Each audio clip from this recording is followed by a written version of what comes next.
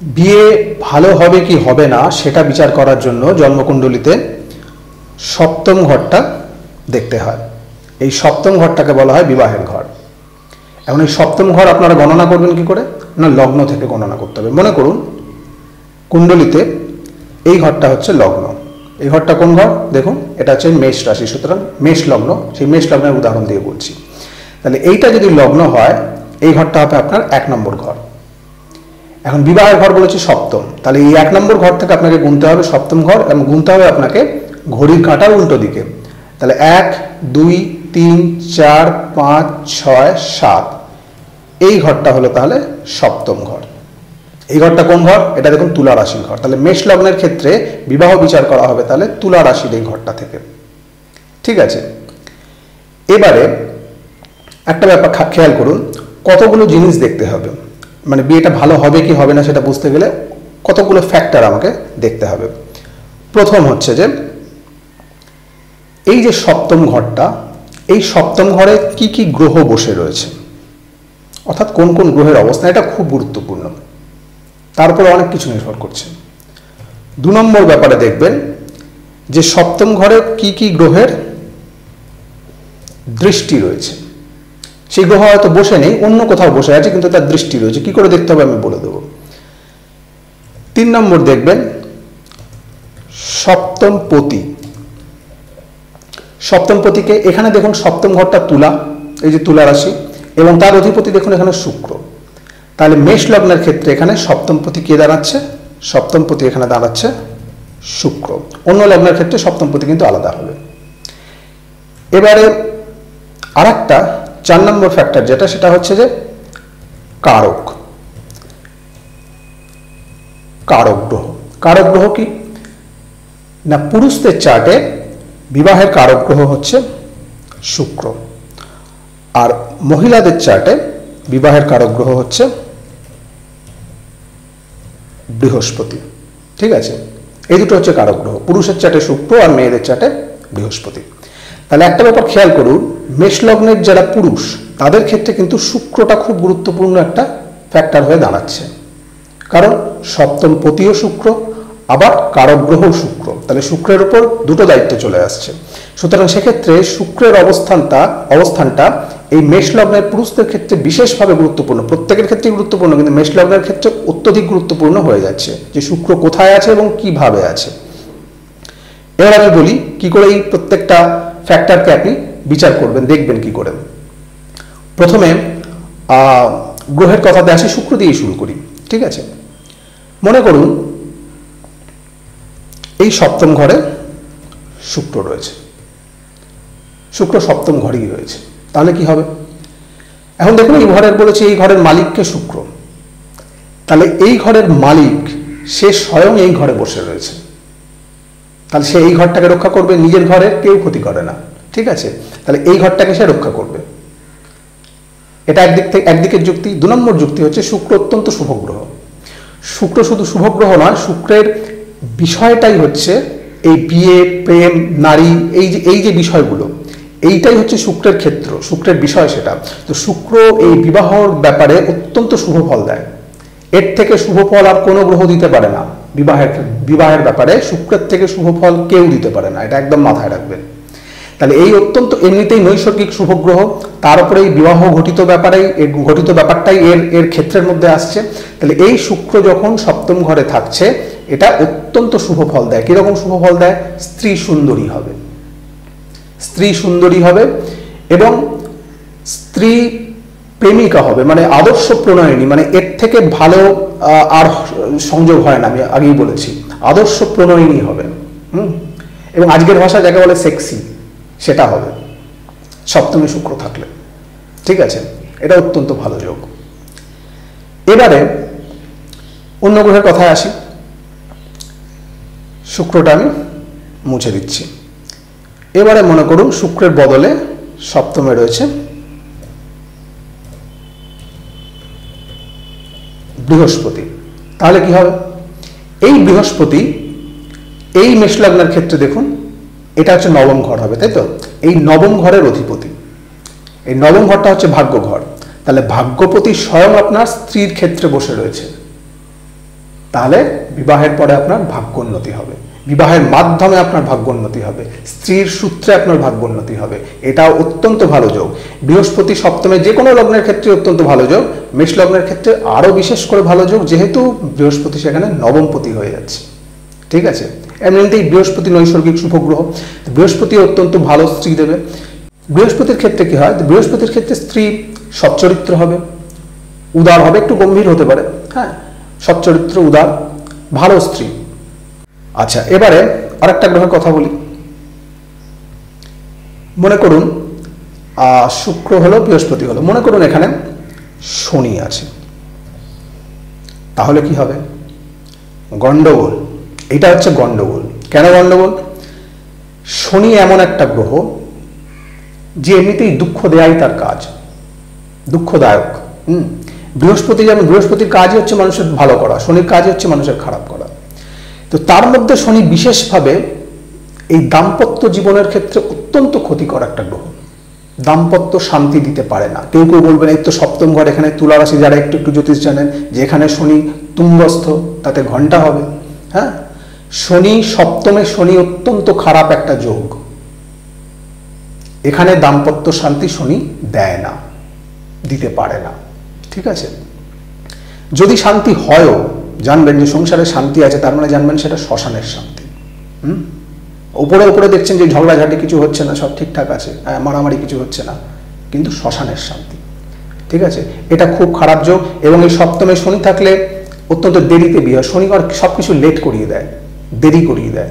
তো এদের ক্ষেত্রে দেরিতে বিবাহের যোগটা তৈরি হয়, বা বিয়ে হলো আপনার সঙ্গে তার সঙ্গে বয়সের ফারাকটা অনেক থাকবে হয়তো, সেরকম। এটা সব মিলিয়ে মোটের উপর, বা স্ত্রী দেখতে সুন্দরী হবে না, কোনো না কোনো দিক থেকে একটা স্বাভাবিক যা ইয়ে তার থেকে সরিয়ে দেবে। এই সপ্তমে শনিটা ভালো যোগ নয়। এরপরে আসি মঙ্গল। এখানে মনে করুন সপ্তমে মঙ্গল রয়েছে, এইখানে কিন্তু একটা ঝগড়াঝাঁটি, স্ত্রী অত্যন্ত প্রচন্ড স্বভাবের আর কি, হ্যাঁ, ঝগড়াঝাঁটি, কলহ একদম লেগেই থাকবে। এটাও খুব একটা দাম্পত্য জীবনের ক্ষেত্রে ভালো যোগ নয়। মঙ্গল এমনিতে হচ্ছে কুমার গ্রহ, হ্যাঁ, এই যে দাম্পত্য যে মানিয়ে গুছিয়ে একটা চলার ব্যাপার, সেই ব্যাপারটা ঠিক মঙ্গলের বিষয় নয়। মঙ্গল এটা ঠিক উপযোগিতার নয়, মানে সেই বিষয়ের উপযোগী গ্রহ নয়। তো সুতরাং মঙ্গল এখানে হলে কিন্তু ঝগড়াঝাঁটি, সমস্যা। মঙ্গল সপ্তমে ভালো যোগ নয়। এবারে আরেকটা কথা ধরুন, মনে করুন এই মঙ্গলের সঙ্গে এখানে শনিও রয়েছে, থাকতেই পারে না, একের জায়গায় দুটো গ্রহও থাকতে পারে। এটা মানে আরো সর্বনাশ। হ্যাঁ, অনেকের ভুল ধারণা আছে শনি মঙ্গল একসঙ্গে থাকলে শনির খুব প্রভাব কেটে যায়, ইত্যাদি ইত্যাদি। সব নয়। শনি মঙ্গল একসঙ্গে থাকলে মানে জায়গাটা, শনি মঙ্গলের প্রবল শত্রুতা, এই দুটো গ্রহ এই জায়গাটা থাকার ফলে সপ্তম ঘরটা একেবারে উত্তপ্ত হয়ে যাচ্ছে। এখানে এই জাতকের ক্ষেত্রে জাতককে বিয়ে দেওয়ানোই মুশকিল। এবং বিয়ে দিলেও দাম্পত্য শান্তি, দাম্পত্য সুখ এই জাতকের ক্ষেত্রে মরীচিকা। ঠিক আছে, এটা বলে রাখলাম। আচ্ছা, এবার এটা মুছে দিই। মুছে দিয়ে এবার আরেকটা গ্রহের কথা বলি, বুধ। বুধ এমনিতে খারাপ গ্রহ নয়, ভালো গ্রহ, কিন্তু মেষ লগ্নের ক্ষেত্রে বুধ সপ্তমে ভালো যোগ নয়। কেন ভালো যোগ নয়? এখানে বুঝতে হবে আপনাকে বুধ কে। বুধ হচ্ছে যে এই ঘরটা হচ্ছে 6 নম্বর ঘর, আর বুধ হচ্ছে এই 6 নম্বর ঘরের মালিক। দেখুন বুধ এখানে, এই যে 6 নম্বর ঘর কন্যা রাশি, তার মালিক হচ্ছে বুধ। তাহলে ষষ্ঠপতি বুধ যখন সপ্তমে বসে রয়েছে, সেটা ডিভোর্স, সেপারেশনের দিকে ঠেলে দিচ্ছে। কেন ঠেলে দিচ্ছে না? সপ্তম ঘর যদি বিবাহ হয়, সপ্তম ঘরের দ্বাদশ ঘর হচ্ছে ষষ্ঠ ঘর। এখান থেকে গুনবেন, দেখবেন দ্বাদশ 1 2 3 4 5 6 7 8 9 10 11 12, সপ্তমের দ্বাদশ। যে কোনো ভাবের দ্বাদশ ভাব হচ্ছে সেই ভাবের বিনাশ, সেই ভাবের নাশ। তাহলে বিবাহের নাশ, বিবাহের বিনাশ কি মানে সেপারেশন, ডিভোর্স, সেইটা বোঝাচ্ছে এই ষষ্ঠ ঘর থেকে। ষষ্ঠ ঘরের যোগটা সপ্তম ঘরের সঙ্গে হওয়া, বা ষষ্ঠ পতির সঙ্গে সপ্তম পতির যোগ হওয়া, এটা অত্যন্ত খারাপ যোগ। এটা ডিভোর্সের দিকে ঠেলে দেয়। ঠিক আছে, এটা ভালো যোগ নয়। তো এইখানে আর একটা ব্যাপার মাথায় রাখতে হবে, এই যে ষষ্ঠ ঘরটা, এই ষষ্ঠ ঘরটা কিন্তু মামলা মোকদ্দমা বোঝায়। মামলা, উকিল আদালত, হ্যাঁ, মামলা মোকদ্দমা এগুলো বোঝায়। তো এই যে ডিভোর্সটা হবে, ডিভোর্সটা তো আর ঘরে বসে হয় না, মানে আপনাকে আদালতে গিয়ে ডিভোর্সটা নিতে হয়। তাহলে সেদিক থেকেও এটা কিন্তু মামলা মোকদ্দমার যোগ। সেটা কি সংক্রান্ত না, ডিভোর্স মানে বিয়ে সংক্রান্ত মামলা মোকদ্দমা মানে ডিভোর্স, বুঝতে পারছেন? তাহলে এইটা সপ্তমের বুথটা অত্যন্ত খারাপ একটা যোগ হয়ে গেল। আচ্ছা, এবারে আর কতগুলো বলি। মনে করুন গ্রহগুলো বললাম, তো এবারে দৃষ্টির কথাটা একটু বলে রাখি। মনে করুন যে, আচ্ছা আর একটা গ্রহের কথা বলা বাকি আছে এখানে, চন্দ্র। এইখানে চন্দ্র সুন্দর স্ত্রী দেয়। চন্দ্রের ক্ষেত্রে একটু গোলগাল সুন্দর স্ত্রী হবে। চন্দ্র একটা গ্রহ যেটা প্রেম এইসব বিষয় উপযোগী গ্রহ, যেহেতু আবেগপ্রবণ গ্রহ, আবেগের ব্যাপারটা থাকে, তো এটা সপ্তমী চন্দ্র এটা ভালো যোগ, বিয়ের ক্ষেত্রে এটা ভালো যোগ, ঠিক আছে। এবারে দৃষ্টির কথাতে চলে আসি। মনে করুন শুক্র এখানে না থেকে শুক্র এই ঘরটাতে রয়েছে, অর্থাৎ লগ্নতে রয়েছে। একটা ব্যাপার খেয়াল করেছেন, লগ্ন আর সপ্তম ঘর সবসময় দেখবেন মুখোমুখি ঘরটা হবে, একে অপরের যে সামনাসামনি যে ঘরটা এইটা মুখোমুখি হয়। লগ্নটা হচ্ছে আত্ম, আপনি, আর সপ্তমটা হচ্ছে অনাত্ম। আপনার স্ত্রী, আপনার যতই মানে ভালোবাসার হোক, সেটা আপনি নন, অনাত্ম। তো সেই সপ্তম ঘর থেকে সেই জন্য স্ত্রীকে বোঝানো হয়। যাই হোক, তো শুক্র মনে করুন এখানে লগ্নে রয়েছে, তাহলে কি হবে? শুক্র যখনই লগ্নে থাকছে, এইখান থেকে এর দৃষ্টি দিচ্ছে। কোন কোন গ্রহের দৃষ্টি কোথায় আছে সেটা আমি এখানে তালিকায় দেখিয়ে দিয়েছি, দেখে নেবেন। শুক্র তাহলে সপ্তমে দৃষ্টি দিচ্ছে, এটাও তাহলে ভালো যোগ। শুক্র এখানে নেই, নিজের ঘরে বসে নেই, কিন্তু দূর থেকেও নিজের ঘরটার দিকে নজর রাখছে। তাহলে ছোটোখাটো যদি অন্যান্য পাপ গ্রহের প্রভাব থাকে, সেখান থেকেও বাঁচিয়ে দিতে পারবে, নৈসর্গিক শুভগ্রহ। তাহলে শুক্র লগ্নে থাকলে সেটাও কিন্তু ভালো যোগ, ঠিক আছে। আচ্ছা, এটাকে মুছে দিই। এবারে আর দৃষ্টি বলতে মনে করুন শনির আচ্ছা শুক্রের দৃষ্টি কেবলমাত্র একটাই ছিল সপ্তমে, শনির কিন্তু 3, 7, 10 তিনটে দৃষ্টি থাকে। তো মনে করুন শনি এই ঘরটাতে রয়েছে, এখান থেকেও কিন্তু শনি সপ্তম ঘরটা দৃষ্টি দিচ্ছে, 3 নম্বর দৃষ্টি। এটাও কিন্তু ভালো নয়, কারণ শনি এমনিতেই বলেছি দাম্পত্য জীবনের পক্ষে ভালো। শনির মানসিকতাটা হচ্ছে যে যখনই কিছু একটা সমস্যা হচ্ছে ছেড়ে দেবো, শনির মানসিকতাটা হচ্ছে চট করে ছেড়ে দেবো, যে একটুখানি মানিয়ে গুছিয়ে যে থাকবো, ব্যাপারটা মানিয়ে গুছিয়ে সমস্যাটার একটা সমাধান দেখবো, সেইটা শনির মানসিকতা নয়। শনির মানসিকতা এখানে একটা সমস্যা দেখা যায়, চোখে ছেড়ে দাও, সমস্যার সমাধান, মাথায় নেই তো মাথা ব্যথা, এরকম একটা মানসিকতা, ছেদনাত্মক গ্রহ। তাই সেই শনির প্রভাব যখন সপ্তমে পড়ছে, এই জাতকের মধ্যে একটা মানসিকতা চলে আসে যে একটু ঝঞ্ঝাটলি ছেড়ে দেবো, এই ছেড়ে দেওয়ার মানসিকতাটা চলে আসে। এর সঙ্গে মনে করুন এবার অনেকগুলো ফ্যাক্টর একসঙ্গে কীরকম গোলযোগটা তৈরি করে সেটা দেখুন। মনে করুন এই একটা সপ্তমের শনির একটা কুপ্রভাবটা পড়লো। এবার এই যে সপ্তমপতি শুক্র, এ মনে করুন এইখানটায় রইল, ঠিক আছে। সপ্তমপতি শুক্র ষষ্ঠে চলে এলো, এই যে ষষ্ঠের সঙ্গে যোগ চলে এলো, ষষ্ঠের সঙ্গে যোগ চলে এলে মামলা মোকদ্দমা ডিভোর্সের যোগ তৈরি হয়ে যাচ্ছে। তার সঙ্গে শনি ছেদনাত্মক একটা পরিস্থিতি তৈরি করছে, ছেড়ে দেওয়ার মানসিকতা তৈরি করছে।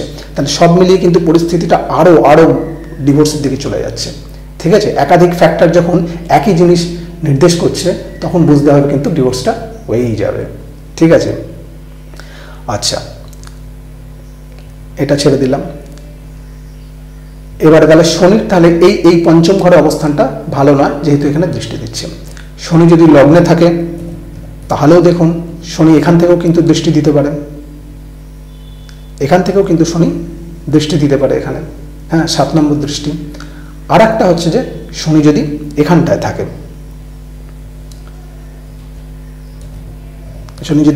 থাকে, তাহলেও দেখুন এখানে একটা দৃষ্টি দেবে, এটা 10 নম্বর দৃষ্টি শনির, ঠিক আছে। তাহলে শনি 3 নম্বর দৃষ্টি দিয়ে দেখছে, 7 নম্বর দৃষ্টি দিচ্ছে, 10 নম্বর দৃষ্টি দিয়ে দিচ্ছে। যে কোনো একটা থাকলে শনির এই অবস্থানগুলো, অর্থাৎ মেষ লগ্নের ক্ষেত্রে যদি মেষ রাশিতে থাকে, সিংহ রাশিতে থাকে বা মকর রাশিতে থাকে, সেগুলো কিন্তু এই সপ্তম ঘরটা একটা খারাপ দৃষ্টি দিচ্ছে, বিয়ের ক্ষেত্রে যেটা খারাপ। আচ্ছা, এবারে এগুলো মুছে দিই। এটা মুছে দিয়ে তাহলে শুক্রের দৃষ্টি দেখালাম, শনির দৃষ্টি দেখালাম, এবারে বৃহস্পতির দৃষ্টিটা দেখাই। তাহলে বৃহস্পতি যদি লগ্নে থাকে সেও একটা দৃষ্টি দেবে সপ্তমে, ভালো দৃষ্টি, শুভ গ্রহ। জানবেন বৃহস্পতি, আমাকে যিনি জ্যোতিষ শিখিয়েছেন তিনি বলতেন, কথাটা যে কত খাঁটি আমি সেটা পরে বুঝেছি, যে বৃহস্পতি এত শুভ গ্রহ যে বৃহস্পতির দৃষ্টি লক্ষ অগুণকে নাশ করতে পারে। ছোটোখাটো এধার ওধার সমস্যা আছে, কিন্তু একটি বৃহস্পতির দৃষ্টি আপনাকে বাঁচিয়ে দেবে। বৃহস্পতির অবস্থান, বৃহস্পতির শুভ অবস্থান আপনাকে বাঁচিয়ে দেবে সেই জায়গা থেকে। হ্যাঁ, বৃহস্পতি এত শুভ গ্রহ, তাই লগ্ন থেকে বৃহস্পতি যখন সপ্তমে দৃষ্টি দিচ্ছে, জানবেন সপ্তম ঘরের জন্য একটা আশীর্বাদ স্বরূপ। এটা একটা ভালো অবস্থান। আচ্ছা, এটাকে মুছে দিই। এবারে বৃহস্পতি দৃষ্টি কোথায় কোথায় থাকে না, বৃহস্পতির দৃষ্টি হচ্ছে 5, 7, 9, তাহলে এখান থেকে একটা দৃষ্টি দিতে পারে, 7-এ এটা, আরেকটা হচ্ছে 5-এ। বৃহস্পতি যদি মনে করুন এই ঘরটাতে থাকে, 3 নম্বর ঘরে থাকে, এখান থেকেও তাহলে দেখেন 1, 2, 3, 4, 5, এও একটা এখানে দৃষ্টি দেবে। ঠিক আছে, সেটাও ভালো হচ্ছে। সবসময় জানবেন মেষ লগ্নের ক্ষেত্রে বৃহস্পতি আরও ভালো, যেহেতু নবমপতি, সেটা মাথায় রাখবেন। আরেকটা হচ্ছে বৃহস্পতি যদি আপনার এই ঘরটাতে থাকে,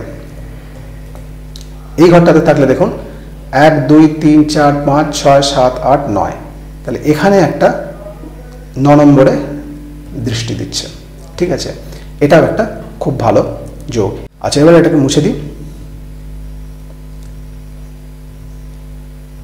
এইটুগুলোকে আমি মুছে দিলাম। তাহলে গ্রহগুলো সম্বন্ধে বললাম, দৃষ্টি সম্বন্ধে বললাম।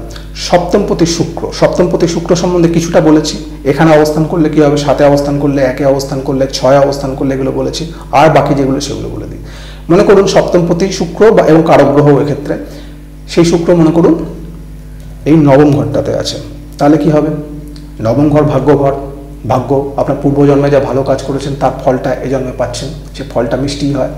তো সপ্তমপতি যখন নবমে থাকছে, তাহলে সেটাও আপনার বিয়ের ক্ষেত্রে অত্যন্ত ভালো যোগ, কারণ সেক্ষেত্রে আপনি বিয়ের পরে আপনার ভাগ্যোন্নতি হবে। এটা আপনার সৌভাগ্যের যোগ। ঠিক আছে, কিন্তু এই ঘরটাও ভালো বললাম, এই ঘরটাও ভালো বললাম। মনে করুন এই মাঝের ঘরটায় রয়েছে, তাহলে কি হবে, হ্যাঁ, এই মাঝের ঘরটা কোন ঘর, এটা হচ্ছে অষ্টম ঘর। এইটা কিন্তু গন্ডগোল হয়ে গেল, এইখানটা শুক্র এখানটা থাকলেই গন্ডগোল হয়ে গেল। অষ্টমটা অত্যন্ত অশুভ ঘর। দেখুন নবম হচ্ছে ভাগ্য, নবমের দ্বাদশ গুণন, নবমের দ্বাদশ হলে হচ্ছে অষ্টম, মানে হচ্ছে ভাগ্যের বিনাশ, তার মানে কি দুর্ভাগ্য। তাহলে দুর্ভাগ্যের ঘরে যদি শুক্র চলে আসে, তাহলে সেক্ষেত্রে কী হয়ে যাচ্ছে, বিয়ের ক্ষেত্রে খারাপ। কীরকম খারাপ না, অষ্টমে যখনই চলে আসছে সপ্তমপতি, তার মানে বুঝতে হবে যে বিয়েটা যার সঙ্গে আপনার হচ্ছে পার্টনার, এর সঙ্গে আপনার ঠিক ম্যাচিংটা হবে না। মানে আপনাদের কোথাও একটা ফারাক থাকবে, সামাজিক বা আর্থিক মানসিকতা, মন মানসিকতার একটা দুস্তর একটা ব্যবধান থাকবে। একটা কিছুতেই ঠিক একটা লেভেলে আসবে না বলেই খটাখটি লেগে থাকবে, ঝগড়াঝাটি, অশান্তি, এটা লেগে থাকবে। ঠিক আছে, এটা অত্যন্ত খারাপ যোগ। আরও খারাপ হয়ে যাবে যদি এইভাবে দেখতে হয়, মানে কিভাবে সেগুলোকে, মানে একটা গ্রহের সঙ্গে আরেকটা গ্রহ থাকলে ফলটা কিভাবে সেখানে পরিবর্তিত হতে পারে। আরও খারাপ হয়ে যাবে যদি শুক্রের সঙ্গে কেতু থাকে।